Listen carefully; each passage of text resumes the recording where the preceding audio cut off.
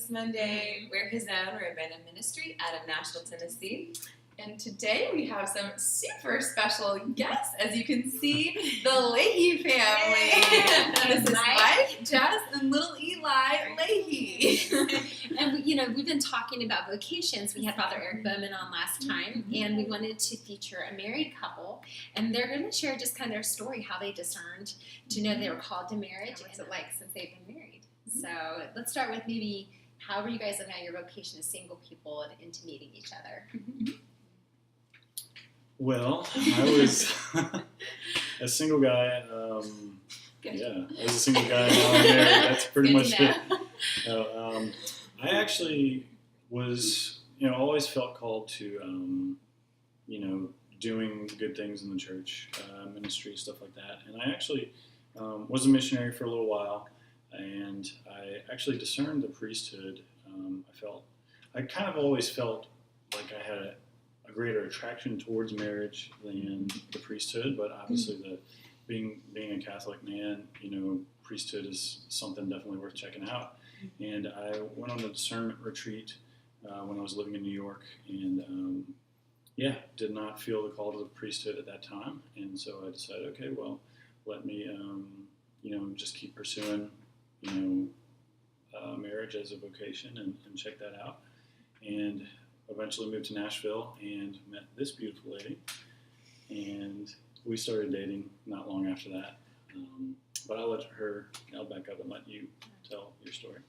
Yeah, same. I was serving as missionary, and through that process really found prayer and how I like to pray, and so that kind of quiet prayer kind of led me to doing a deeper 8-day silent retreat. And on that retreat, I had a freak out that I was supposed to be a nun, and I cried for like half an hour for a couple years. But through that, just really heard God saying, like, proving that I'm not open to His will. That I was saying, I'm open to whatever vocation you're calling me to, as long as it's marriage. Yeah.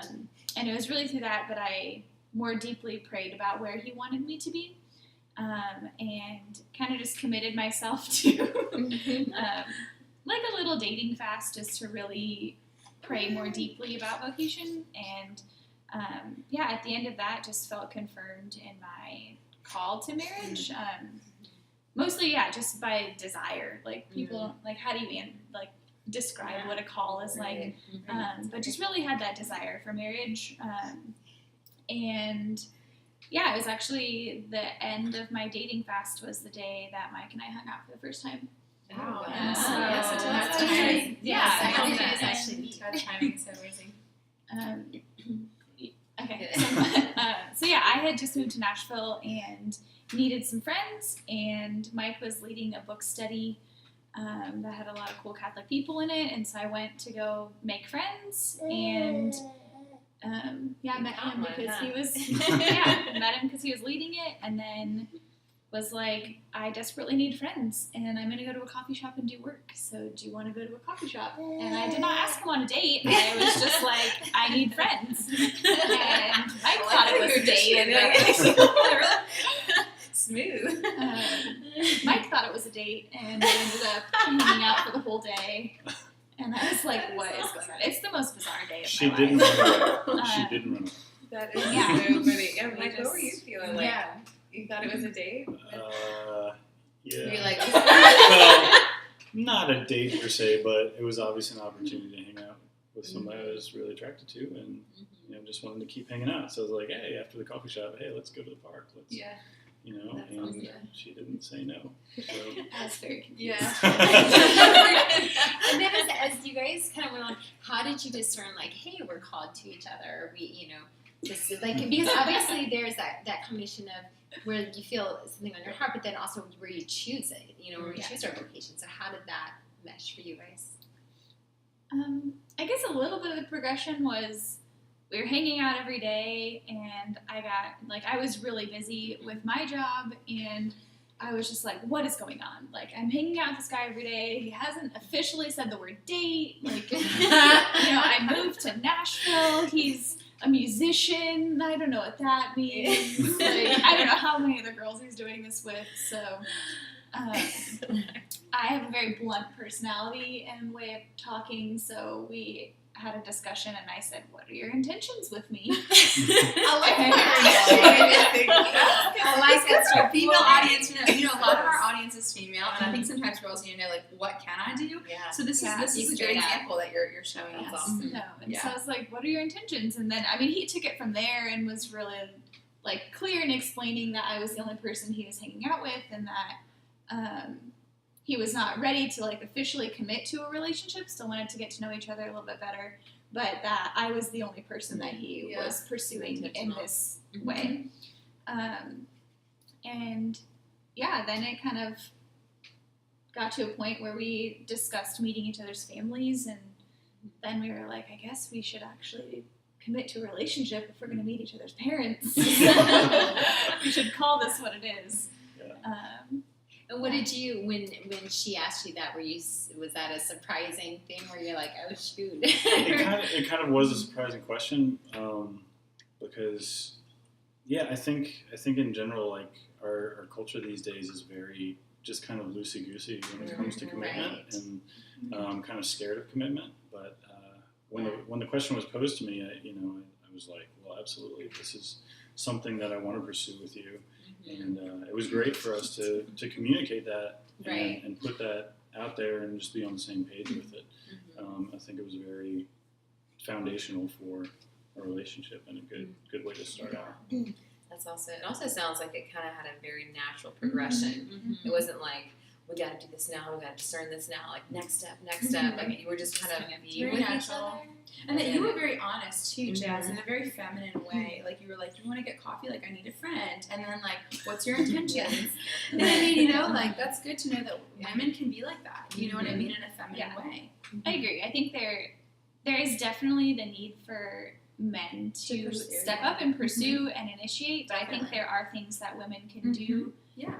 to help like facilitate those conversations. Mhm. You don't have to just sit back quietly and wonder forever. Like, Yeah, you're yeah, allowed to ask exactly. it's painful. That's a great example. Yeah. And then, so you guys have obviously gotten Yeah, married, you're married. and you have a little one. What has a transition like from dating, engagement, and now into marriage, and then having a little one? You know, how I'm sure those have probably been each. Those are huge. Each one of those is huge steps. Dating, we really just, wanted to spend more time with each other and get to know each other better and better.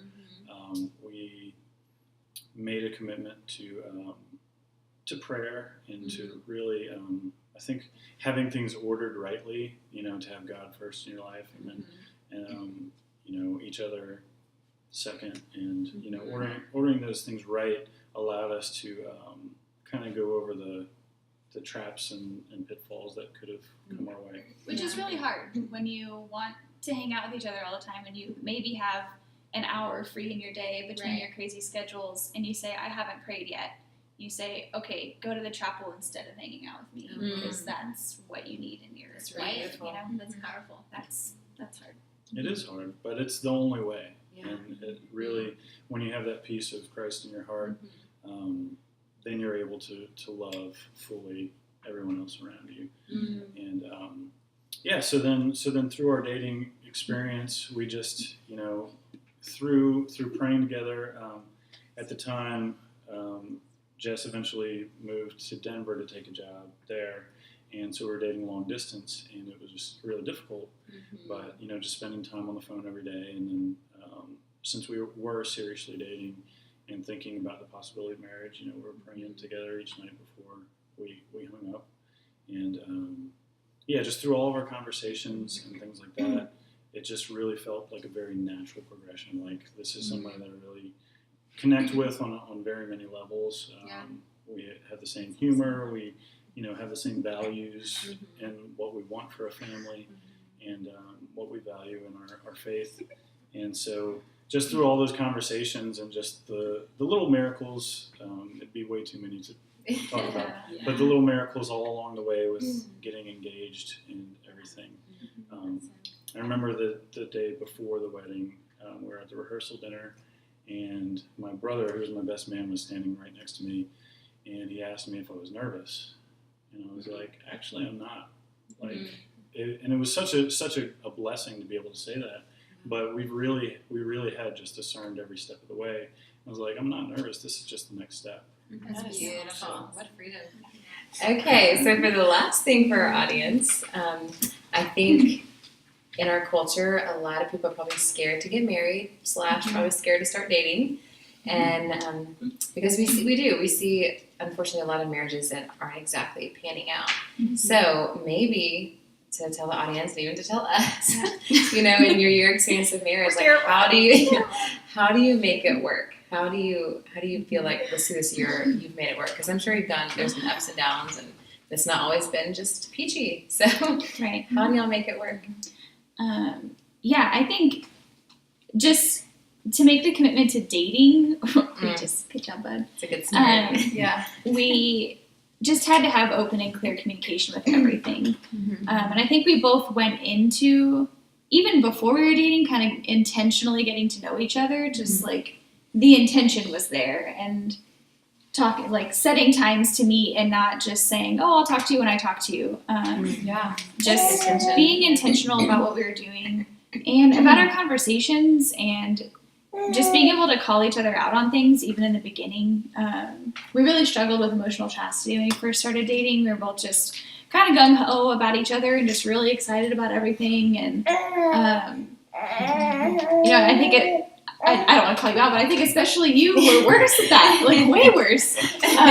You tell the audience what emotional chastity is, because not everybody knows what that is. So just, I think we even talked about what is the definition of emotional chastity when we were dating, and I think it's just, kind of the chastity of your heart and protecting that, and the way that you would live it out is making sure that you're acting in reality. And so, like, the reality was we'd been dating for 3 weeks.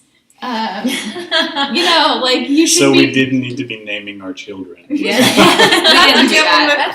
We did do that. But yeah, things like that. Just taking in the reality of, well, we've been dating for a month and we really like each other, but we still shouldn't necessarily be talking about these things. So kind of being where you are. Guarding your heart. Exactly.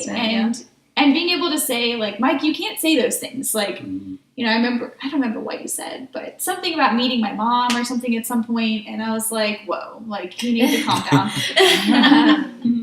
And so just being able to say, like, I don't think you should be saying that. Or he would say to me, like, are you really sure? And I think a lot of people can over-spiritualize dating, too. And so, like, we need to pray a rosary together, and we need to be doing all these things. Like, we sometimes do that, and we're married, and we're trying to get better at it. It doesn't mean that that's what you need to have a good dating relationship. Or sometimes realizing that when we're in the chapel together, that's actually a distraction for our prayer, is trying to think, like, is my hair good? Like, am I still looking cute when I'm sitting next to him in this pew? Like, and so just knowing, like, where we should be together and where we shouldn't be, and where our heart should be and where our heart shouldn't be. And I think starting communication at that point helped us then, when we were more seriously dating, to say, like, okay, well, we're seriously dating, but we're not engaged yet, so we can't plan our wedding, or there are things that we shouldn't be talking about. So that when we were engaged, we could finally talk about, like, our wedding plans and our dreams for our family, and, those conversations that you need to have when you're engaged to discuss before you're married. So would you say it's kind of really being where you are in a relationship, instead of if you're just trying to get to know someone, you're not acting like you're engaged. And then even having, like, that far out conversations, because you're just, and you shouldn't be scared to love someone. Like, don't be scared to let yourself want those. Am I right? He's got something to say. Like, don't guard your heart so tightly that you don't let anyone in at all. But just know, like, there are things that you talk to your girlfriends about, and then things that you talk to your boyfriend about. And finding that distinction. And I think that communication then helped us, when we were engaged, to really talk clearly about what we wanted out of marriage. Even now, just trying to, like, with a baby, it's a little bit just more hectic, and one more person to worry about and to take care of, and he's at the top of the food chain, so if he's not happy, we're not happy. And it just means we have to just keep that communication going. And include in the communication of like, we haven't actually talked in a long time. Like all we talk about is the baby. We need to sit and actually just be friends. And And that's schedule that in if we have to. Like, okay, Yeah. Wednesday night, we're just going to hang out us after Eli goes to bed. We're just going to be and, turn our phones off and just be together. So even in that, you're being intentional in your marriage, just like you were intentional in your dating. Like you're So Yeah, Mike, I is there any last word you want to say to men out there about yeah. marriage or dating? Or dating, any of it. Marriage. There's so much to say. Let's say go for it. Don't be scared. Jesus says 365 times, right? Do not be afraid. Don't be afraid of commitment. If you ask a girl out and it doesn't work out, it's okay. Move on. But if you have an attractiveness to somebody and you think it could work, then just go for it. Be bold, be brave, and trust in the Lord. And Awesome. Yeah, that's awesome. seek Him first, and everything else will be given you besides. And last Yeah. thing, from a girl's point of view, if a guy's on a date, just go. Yeah. Like, like that's that. It's a first date. You get a free meal. You get to know Hopefully. somebody in a different way. Even if it's just coffee or something, you get more of an intentional friendship out of it, or you might learn something about somebody that you didn't know. Yeah. But just men are so Good practice. men Learn are some so about scared yourself. of rejection, and that's why is because people keep saying no and keep saying no. So say yes to a casual get together. Like men, don't plan a big elaborate red roses thing for a first date. Like get to know each other. Yeah, and it's okay. And at the end of that, if you're not feeling it, then just let that be known, and you can still be friends because it's not weird. You haven't done super romantic things together. Yeah. And it's okay. Like, All right. give it a shot. Thank So you boys and so girls, be much. fearless. Go And, for it. Mike has actually a CD that is just coming out. He has a new album coming out. And how can they get a hold of that? Yeah, hear your music. Hear your Yeah, music. go to my website. It's mikeleahy.com, and you can check out my music there. And the CD is called Expectations. Awesome. We're excited And about they it. are going to actually sing a song for us, which Yeah. which is really exciting. Kind of kind of back about to that. yeah, which is about kind of this topic. So Thank you Thanks so for much watching being us. Big thanks to Thank you. you. Couldn't make it through the beginning. Big star of the show. come find us again on social media, behis.com. We're on Facebook, Instagram, Twitter, Twitter, music. and we'll see you guys next time. Bye. Hear my soul.